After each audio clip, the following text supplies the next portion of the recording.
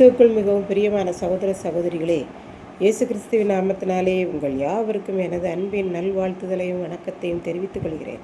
இன்றைய பகலின் குளிர்ச்சியான நாளின் தியான வசனம் லூக்கா எழுதின சுவிசேஷம் 24ஆம் அதிகாரம் 45ஆம் வசனம். அப்பொழுது வேத வாக்கியங்களை அறிந்து கொள்ளும்படி அவர்களுடைய மனதை அவர் திறந்தார். இயேசு உயிர் தெழுந்த பின்பு சீசர்கள் கூடியிருந்த இடத்தில் தம்முடைய கைகளையும் கால்களையும் காண்பித்தார். அதை பார்த்த சீசர்கள் சந்தோஷத்தினால் விசுவாசியாமல் ஆச்சரியப்பட்டார்கள். பின்பு சாப்பிடுவதற்கு ஏதாகிலும் இருக்கிறதா என்று கேட்டார். அவர்கள் பொரித்த மீன் துண்டுகளையும் தேன் கூட்டிலிருந்து ஒழுகும் தேனையும் கொடுத்தார்கள். உடனே அவர்கள் முன்பாக சாப்பிட்டார் என்று பார்க்கின்றோம்.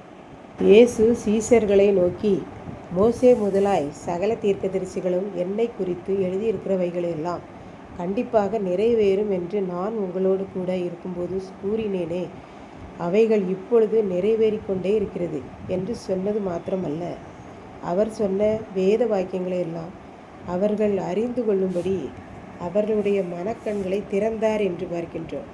மக்கள் தங்கள் பாவங்களிலிருந்து திரும்பவும் அந்த பாவத்தை மன்னித்து விடுதலை செய்வதற்குத்தான் இயேசு வந்து பிறந்து இரத்தம் சிந்தினார் என்பதையும், எருசலேம் தொடங்கி உலக மக்களுக்கெல்லாம் பிரசங்கிக்கப்பட வேண்டும், இப்படி பிரசங்கிக்கப்பட்டு ஊழியம் செய்ய வேண்டும் என்பதற்கு நீங்கள்தான் சாட்சிகள் என்று இயேசு கூறினார்.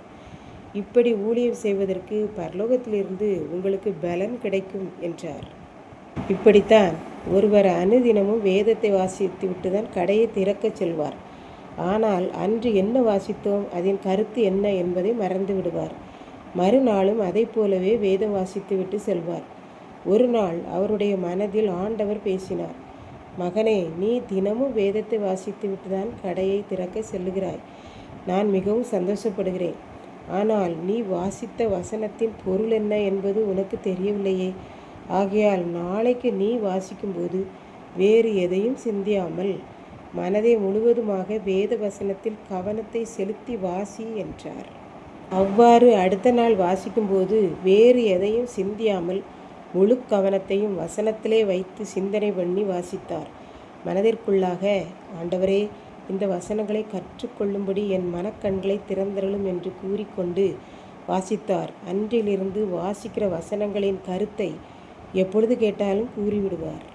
இயேசு சீசர்களோடு இருந்த நாட்களிலும் அவ்வப்போது இயேசு கூறும் வசனங்களை சீசர்களின் காதுகள் கேட்டதே தவிர அதன் பொருள் அவர்களுக்கு விளங்கவில்லை.